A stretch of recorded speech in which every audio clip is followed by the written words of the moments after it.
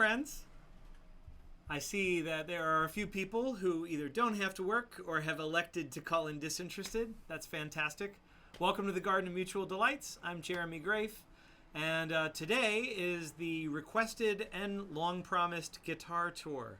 So I have a few of the guitars that I've used on a bunch of recordings, as well as some that have basically just taken up space in my studio that I like to play, but don't necessarily show up on any of the recordings just yet. So hopefully I can be heard. Let me know how the stream is coming through for everybody. And that way we'll be able to determine if I'm actually being heard. But theoretically, I should have everything set up so that I can even demo the guitars a little bit. So we'll start off with my Les Paul. So this is my Les Paul Studio. It is, I think, one of my favorite six-string guitars in existence. What I like about the Les Paul, well, there's a lot that I like about the Les Paul. It's got like a pretty weighty fretboard, or rather neck. So it's got a very delightful feel. What I like about the Les Paul is kind of how it hangs, because the body is so heavy, because it's mahogany, which is great for resonance too. But hey Glenda, happy Thursday. So what I love about this is, like, when you're standing and playing it, the Les Paul just sits really beautifully, and the body tends to hang kind of down, which kicks the neck up, which makes it a lot easier to play. So a song that you've all heard, hopefully this is coming through. I didn't get a chance to do a sound check. So let me know, Glenda, if you can hear everything clearly. So this should have like kind of a reverb on it right now. This is a song that I've played on the live stream a bunch, but never on an electric, which on the album Incarnations, Beloved sounds a little more like this.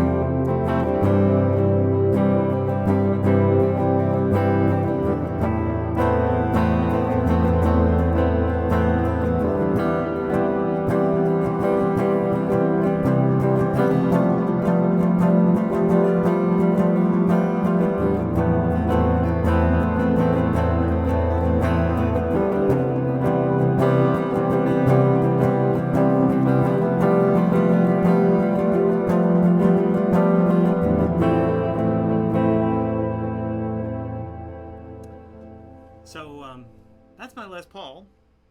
I love this guitar. I've loved it since the first time I played it. This actually started life with my friend Andy Thomas. If you've heard of Vision in Exile, you've heard Andy's brilliant soloing on that album.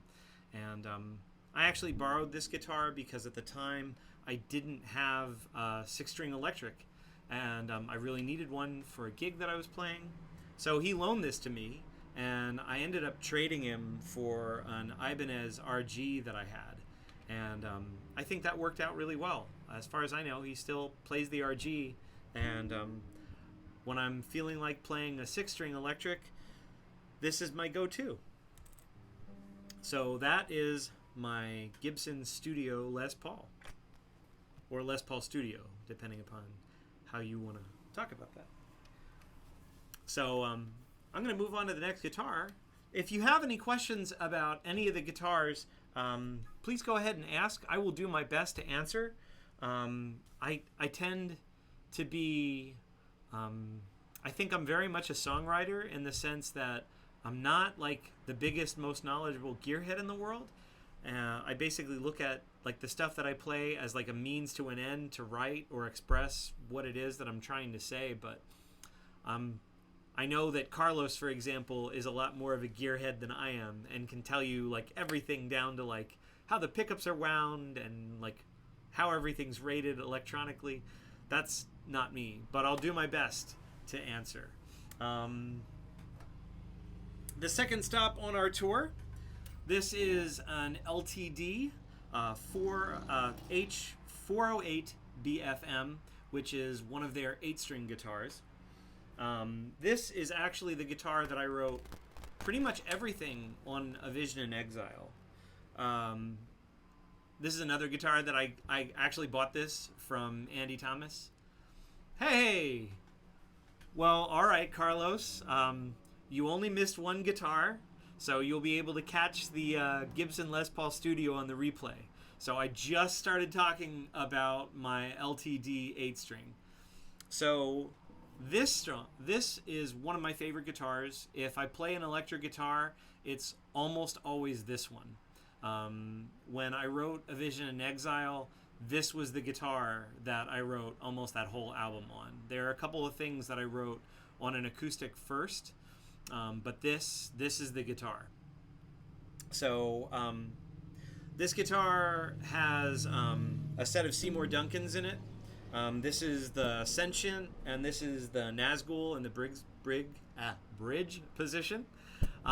This is a set that you'll find on a lot of extreme metal players love these, particularly lead players, because the Sentient has really nice clean tones, and the Nazgul pickup has like really high gain and sounds pretty gnarly. This is so when I wrote Radiant, originally I wrote Radiant on an acoustic and then adapted it, and when Subaltern Project was playing as a band, we were actually playing this heavily most of the time. And there's a little bit of a bridge that comes in that's a little something like this.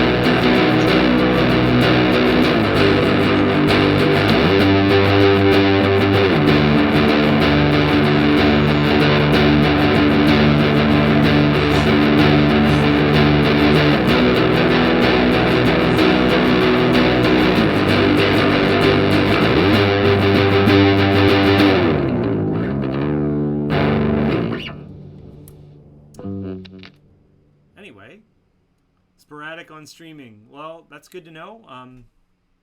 If this is coming through a little bit patchy on the stream, I am going to be reposting the VOD on YouTube. So the replay will be up, and I am recording this locally as we go. So that should be clear. Sorry people are having streaming trouble. I got a warning that might happen, so I think part of the problem may be that I'm also running Logic buffering. I'm sorry about that. There's not a lot I can do about it, so I'm just going to keep moving forward, and hopefully you're getting enough of this. If you have any questions, even with the buffering, please do post those in the comments, and I will do my best to answer. So this little guy, I've actually written a lot of the newer songs that I've written for Subaltern Project. The stuff that I've been playing on the live stream but hasn't been released yet, like Radiant or Deliver Us. Deliver Us was originally written on this guitar, and I adapted it to play on the acoustic, which is kind of a reverse of what used to be the way that I wrote. Prior to the newer stuff, I wrote almost everything on an acoustic first and then moved to electric. And then since A Vision in Exile, I'd just be playing around on an electric and would find something that sounded really cool, and that was what I would end up going with. And it's kind of becoming a hybrid now, where like some things will get written on one, and some music will get written on other guitars, which is kind of cool. One of the things I love about having multiple tools in my writing toolbox, which is definitely what these are, is everything has different possibilities. So with an 8-string, there's like a whole octave or more lower, and that gives me like a little bit more growl, like on the bottom end, like the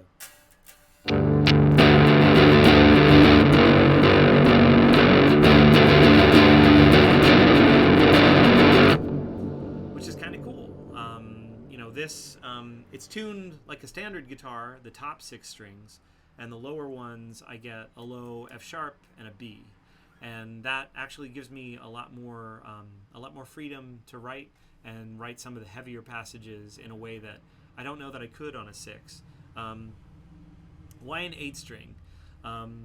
Well, an 8-string has a couple of advantages over a 6, not just like the greater range. A lot of people will tune a guitar down, like a 6-string down. A lot of my favorite bands do that. But a friend of mine in an interview once said that part of the reason why he loves playing on 8 strings is with the baritone scale neck and the way that they're set up, you don't get the same kind of intonation problems that you might. So like this has a 28-inch neck, and most fretboards for like a standard guitar are around 25 inches, give or take.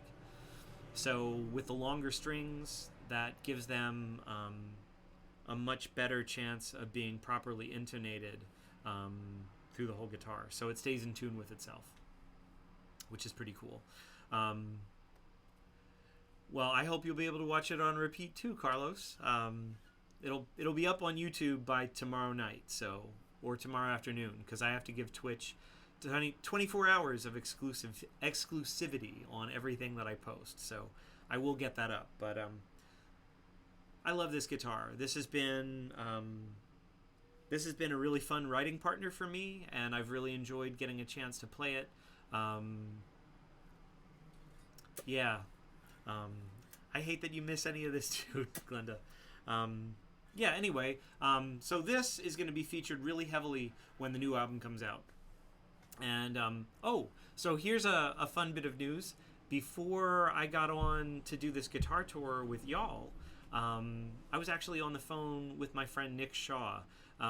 Nick Shaw has been the one who has helped me record every Subaltern Project album to now. And one of the things that's been frustrating about the pandemic was when the pandemic hit, he and I were starting to get the pre-production work done on, well, the newest Subaltern Project record, which now I've got 12 songs that could potentially be on it.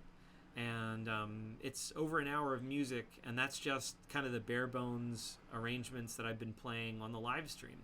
So that's not leaving any room for solos. That's not leaving any spots for like kind of interludes, which is definitely going to be happening by the time the album gets finished. So I had a really great phone conversation with Nick, and we're going to start working on the new album in earnest really soon. I'm actually going to send him some demos of some of the things that I've been working on, some of the stuff that you have actually heard. So Leviathan, which hasn't been on any of the live streams for a couple of months, I'm going to have that to him to get some new drums, and then I'll probably take it back and start working on layering some more harmonies for the vocals and working on a guitar solo for there. Songs like Burning Day and what's another good one? Also Dementia. Those two songs need to get a real demo treatment, so he's going to work on drums for those. I'll start adding some guitar parts and also vocal harmonies and bass and all of that. So I'm really excited about that. Nick's actually a bass player for the first I don't know, almost 10 years of its existence. He played and wrote a lot of the songs for Black Crown Initiate. He was one of the main writing partners. And if you don't know, Black Crown Initiate is, I guess you would call them a progressive death metal band, but I think they transcend that pretty frequently. So you'll have a lot of the vocals that you might expect with a death metal band, but also Andy Thomas, who plays leads on all of the Subaltern Project albums, has a gorgeous tenor voice, and they have a lot of interplay between these really heavy moments and these really gorgeous moments. I highly recommend them if you like heavy music at all.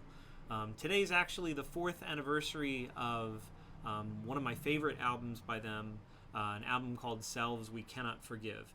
And if you hear a song like Belie the Machine, you'll hear a gorgeous interplay between Jesse Beeler on drums and Nick Shaw on bass.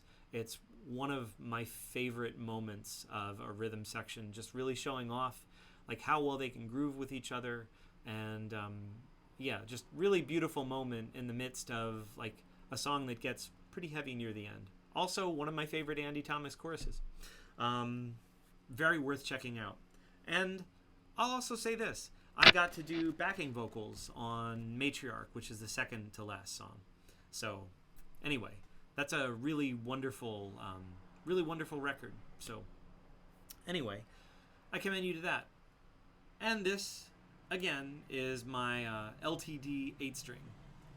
For those of you who don't know, LTD is kind of like one of the branches of ESP guitars. So I guess it's kind of like their more like economy line.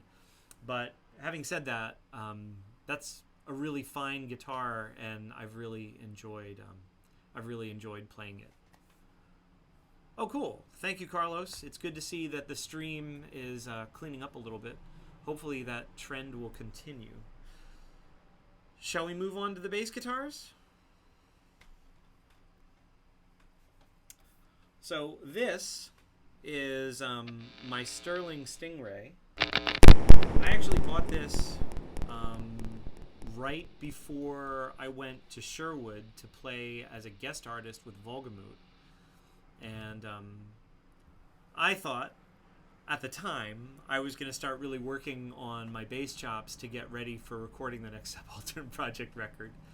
And instead, I found myself playing at Sherwood Medieval Festival for 5 weeks and loved that. So I am not at all complaining, but I think sometimes it can be hard to understand like why a particular instrument has the reputation that it has.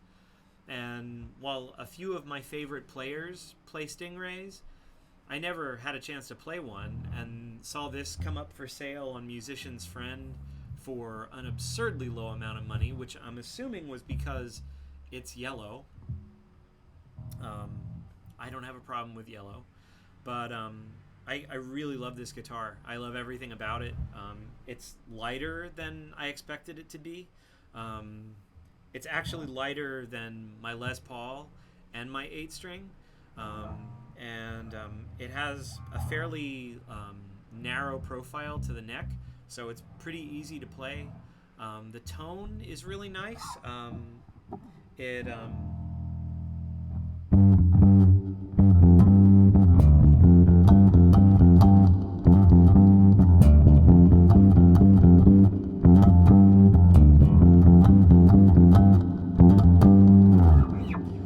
has really nice cleans, but if you like really punch the strings,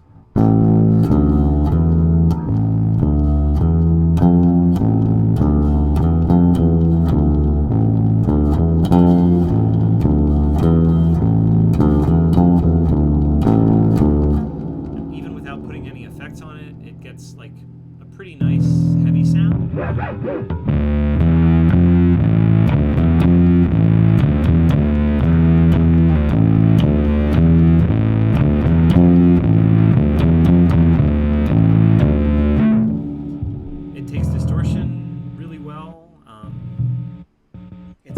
pretty simple controls, which I love.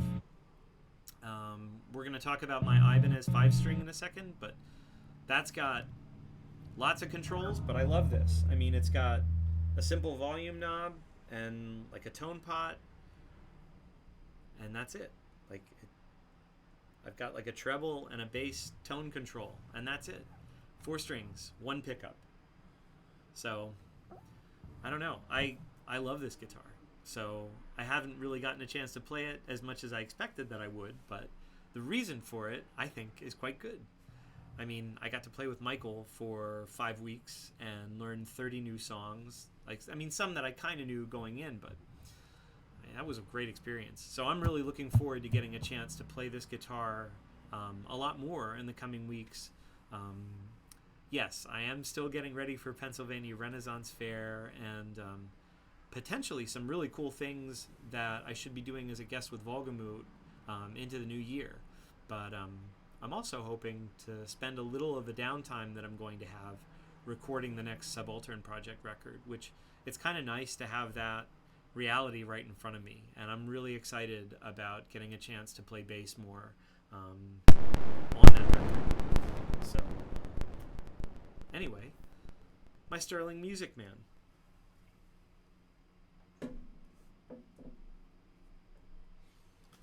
So another bass that I have is this little guy. This is an Ibanez SR305E, and this one has a lot more controls to it. I've got a 3-band equalizer, so I can control like my mids, my treble, my bass. I can control like whether the bass is going to be passive or active pickups. So if it's active, that means that the battery is actually helping to feed the pickups. I actually prefer a more passive sound, but you know, everybody likes different things. So it has a control that determines what my pickup mix is. I tend to play a lot out of my neck pickup on this guitar. Right now, I actually have it. I have coated strings on this, which has kind of like a smoother sound. When I was playing this guitar a lot, I was actually playing, the reason why I was playing bass a lot at the time, I was playing in an R&B, gospel and soul band.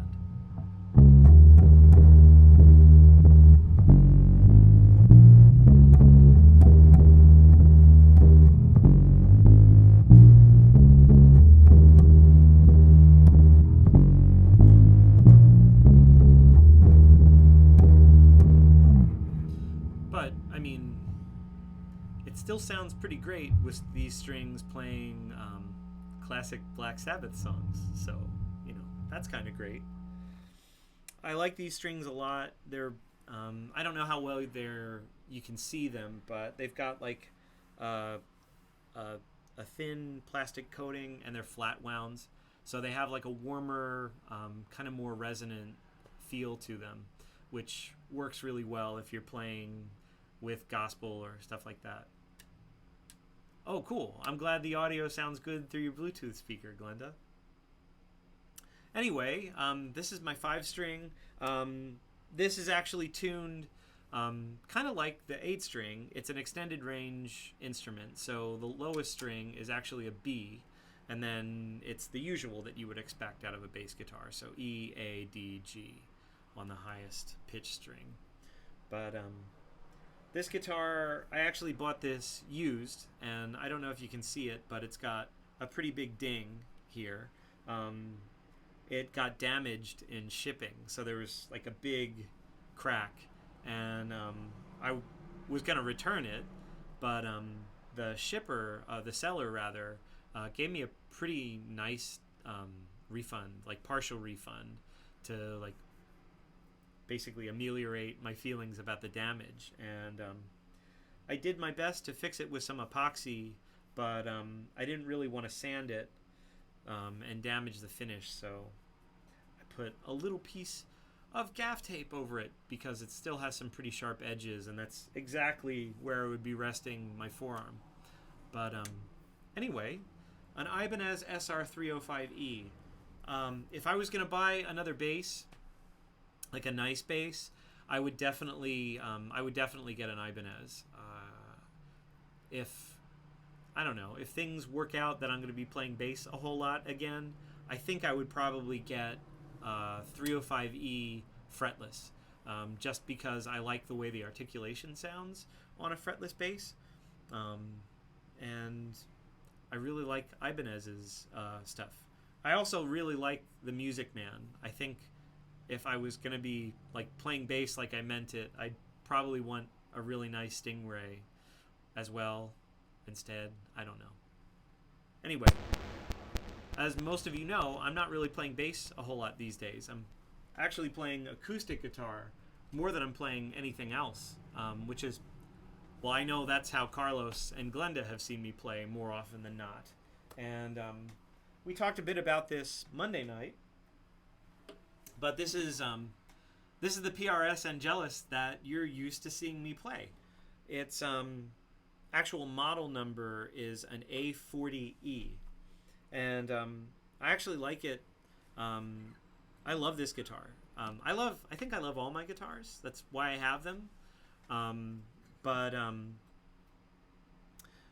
Paul Reed Smith Guitars is near Annapolis, Maryland, and if you're ever anywhere near there and they're doing factory tours, definitely go. It's incredible to see how their production line runs from start to finish. So depending upon like what department you're in is actually determined by your seniority, or at least it was a couple years ago when I went. And like the first department is the people that are creating these fretboard inlays with the birds, which is kind of like their signature thing. But as you go through the factory, like there's like people who like their only job is cutting the bodies for the guitars, because Paul Reed Smith makes both electric and acoustic guitars. They make basses as well as standard guitars. Anyway, the factory has such an incredible attention to detail, and I was really impressed by that. I was really impressed by seeing how proud people were to work there and how excited they were about working for PRS. And they have a store where you can buy things that you would expect out of a museum, like mugs and shirts and guitar picks and all of the kind of merchy stuff. But they also have a corner of the shop that's devoted to allowing people to play test their wares. And there was an Angelus in that lineup, and I wasn't looking for a new acoustic guitar, but I picked it up and played it and was really excited, just how it felt. I mean, this is the Angelus that I picked up. The model I picked up there was about a $500 guitar, and it felt to me like it was playing like the kind of quality I would expect out of like a $1,500 guitar, which I think is really impressive and telling.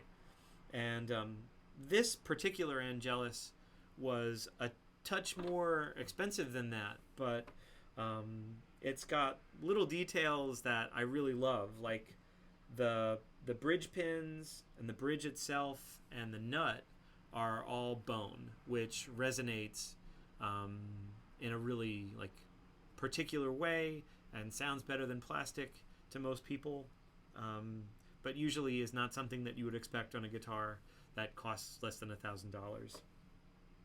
But I'm really impressed by this, and this is my main workhorse. So a lot of what I wrote that you hear on a Monday night, for example, like Burning Day, I wrote on this guitar. I also wrote Radiant on this guitar, and I wrote Dementia on this guitar, like completely. So I have to figure out electric parts. I figured out electric parts for Radiant, but not the other two. So I'll be working on that over the next few weeks. But yeah, I love this guitar. It was the guitar that I took with me to Sherwood. I didn't take a backup. Some people always travel with a backup. Probably wouldn't have been a terrible idea to take another one for a rainy day. I got really lucky, and we only had one day that the rain was bad enough that I was a little worried, and we ended up playing in. There's a leather shop right next to the Greenwood stage in the one corner of Sherwood, and so we were out of the rain. So Michael played his recorder, and I played this guitar, and we didn't have to worry about damaging the electronics, which one of the nice finishes I like about this, the electronics are really not obvious. To get to my volume or tone wheel, I actually reach into the top of the sound hole, and it sounds really excellent. So without having like a bay window caught in the side of the wood. Anyway, Paul Reed Smith guitars, I highly recommend their acoustics if you're in the market for one. The A40E is a fine guitar. And I think they do make lefties, Carlos.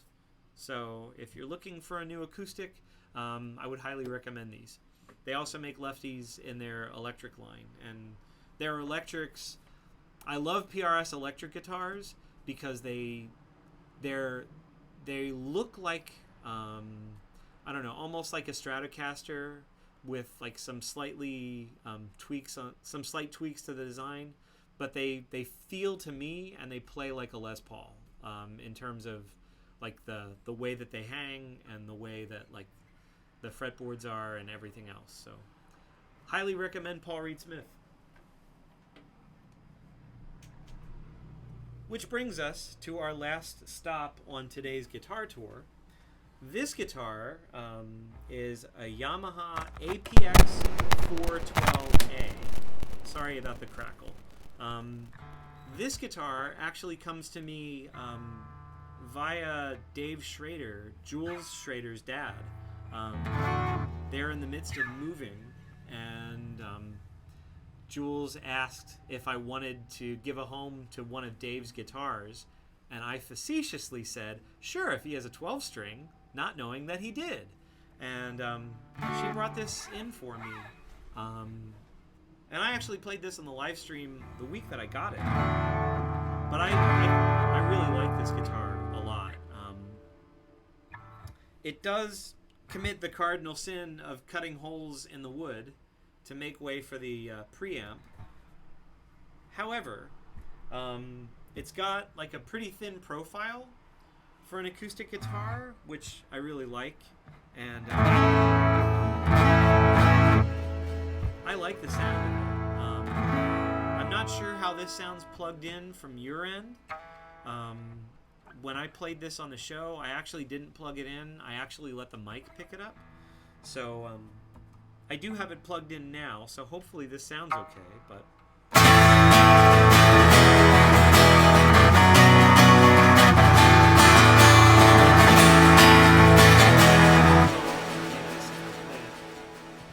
on an acoustic setting.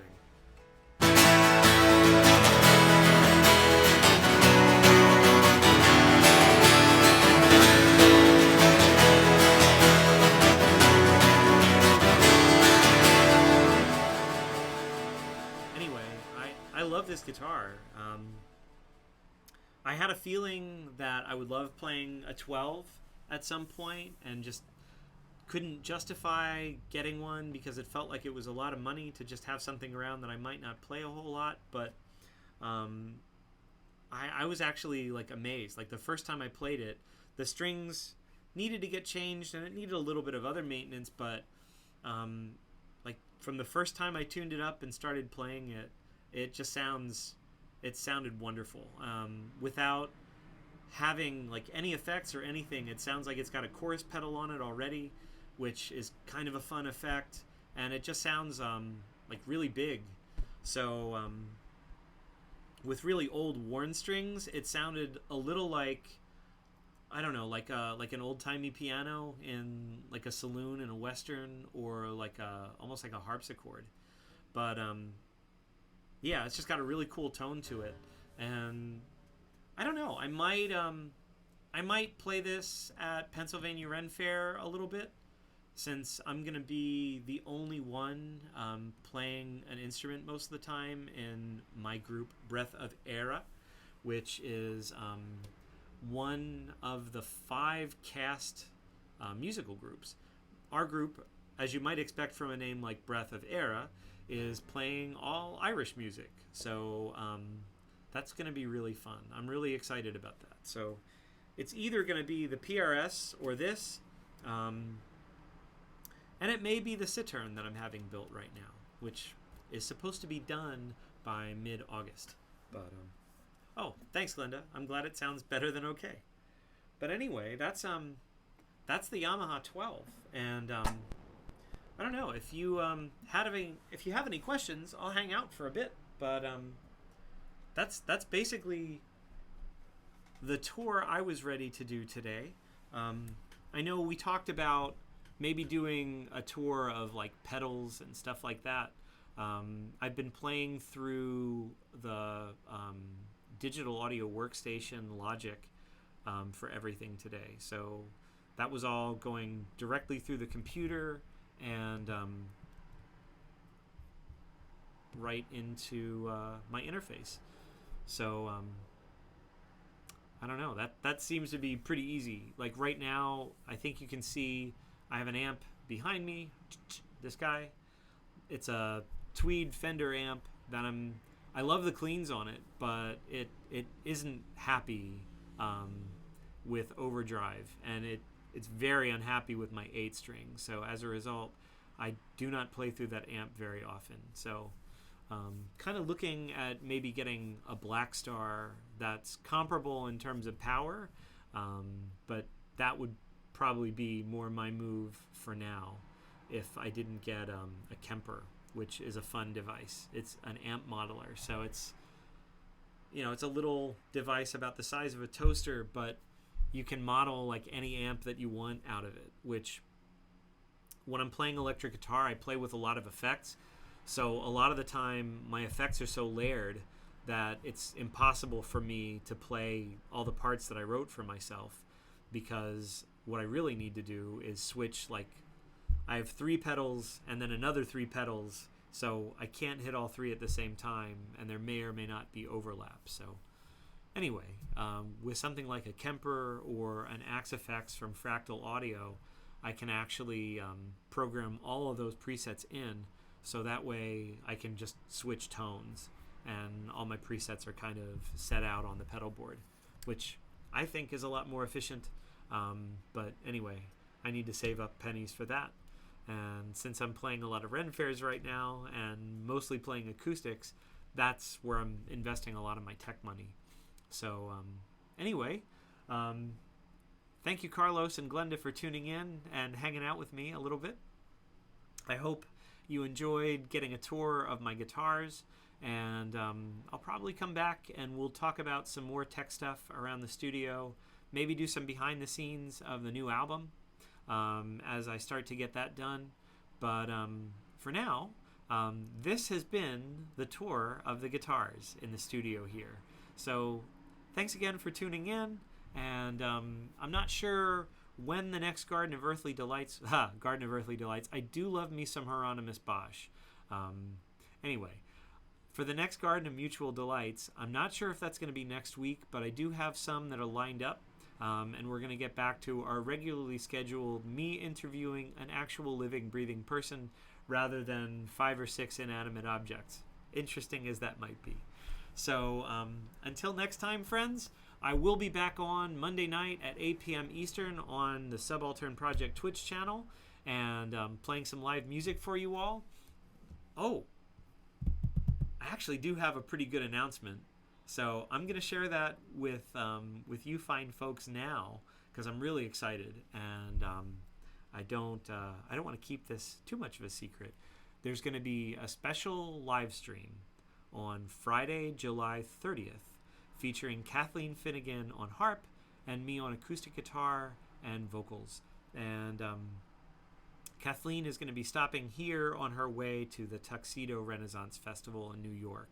So I'm really excited to have a special off-time stream with my friend Kathleen. So mark your calendars for Friday, July 30th. I'm going to be sending out some invitations. I'll be making an event and all of that. But for now, I will see you Monday night at 8 p.m. for our regularly scheduled live streams live from the Wandering Bard. Anyway, thanks, friends. Love you so much. Thanks for tuning in. See you soon. And now,